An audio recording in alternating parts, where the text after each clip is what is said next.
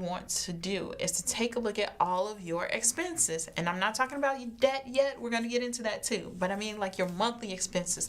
What are those things that every single month you have to pay for?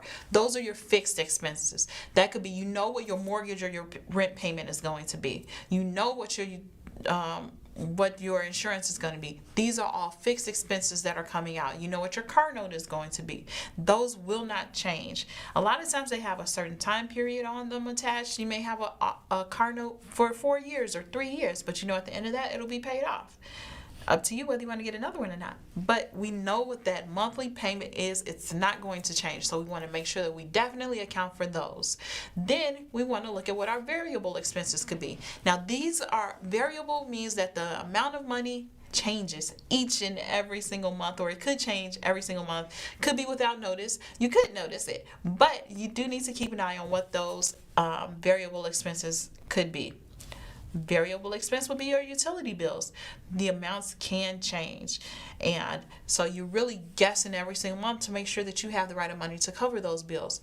A way around that would be for you to look at your utility companies and see if they have budget plans where you can set up and you know exactly how much you're going to pay each and every single month. That helps you be steady as far as your expenses are concerned.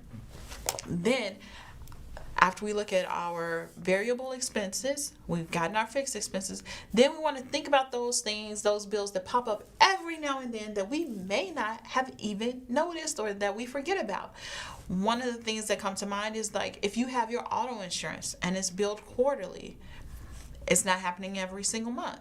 There are certain utility bills that are billed quarterly as well. And so it's like you're not thinking about that water bill because you don't see it every single month. But guess what? When it hits big and it attacks that pocket. So that's why you want to make sure that you're thinking about that too. So let's say you have a water bill that you know comes in every quarter, and you know that that water bill is at least $200 or $300 every time you get it. What you can do, because you're not doing it every single month so that you're not struggling to get that, you can set up a certain amount every single month that you save in your savings account or whatever you use to save your money, and just put it there and keep that and build it up every single month so that when that bill hits, you're not struggling trying to get that whole $200 or $300 at one time. You've saved up each and every single month to make it possible so that you're not stressed. And that's what this is about. Debt-free living, stress-free living, right?